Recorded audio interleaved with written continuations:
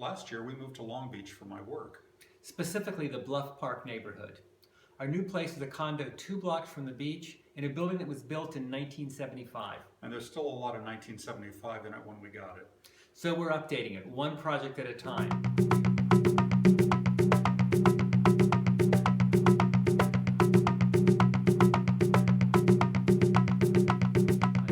But there's still a lot more to do. So keep watching The Bears in the Bluff.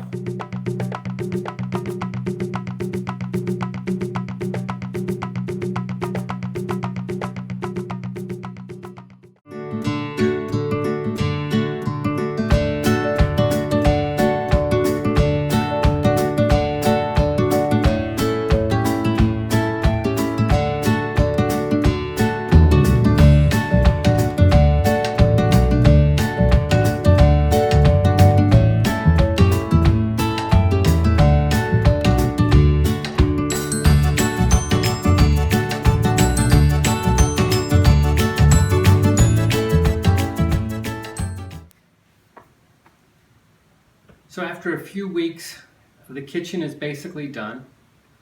But of course there's some things that didn't quite turn out the way we hoped, and you're not supposed to see those, which is of course why I'm going to show them to you now.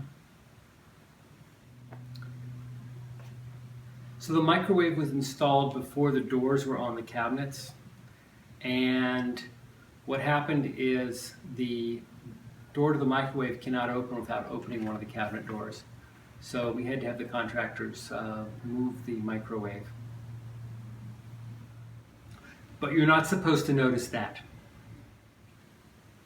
We paid for 2 slabs in order to do the counters. And we figured there would be a little bit of the quartz left over. And so we actually asked them if they could do a windowsill for us. And that worked out nicely. We put the windowsill in place. It was beautiful. But we took it out because we don't want to have it glued down, and we took it out on the day that the trim work was being done for the cabinets, and so we had to notch out a little section of some of the trim here so that the windowsill would fit in. But you're not supposed to notice that. The dishwasher has been an interesting challenge. The dishwasher that we bought from IKEA, that's supposed to fit in the IKEA cabinets, did not fit because it was just a little bit too tall. And we believe it was too tall because we put the cabinets in before we put the tile on. And we couldn't move the cabinets up, even though they are adjustable, because there's a water pipe that runs across the back of the counter there, so we can't actually move the cabinets up at all.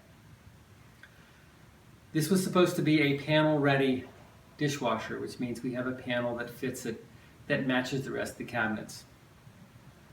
We changed out for a different dishwasher, and the dishwasher that we changed it out for is slightly shorter, which was the point.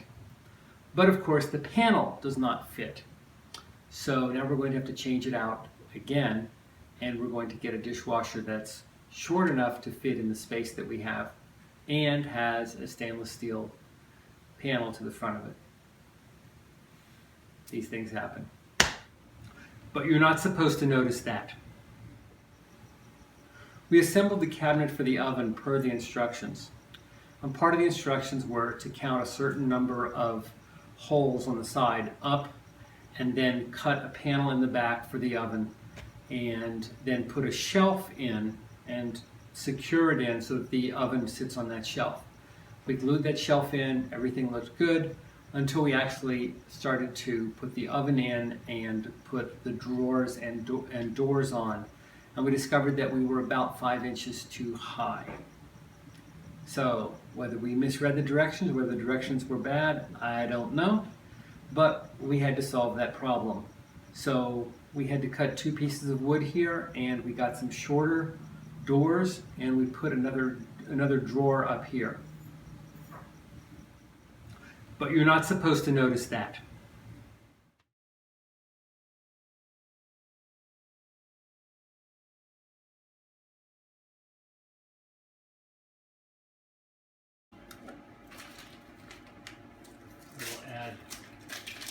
illustration to this later, but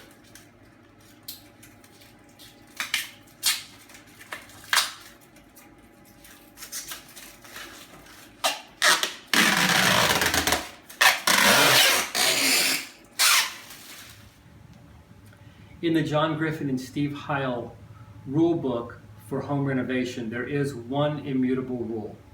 You absolutely, positively must spend 10% of the time that you spend on the project admiring the work once it's done.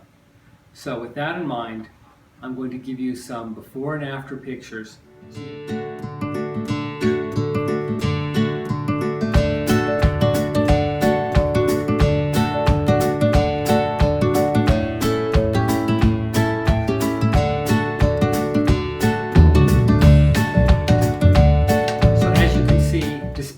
Despite the things that you're not supposed to notice, it actually came out pretty good.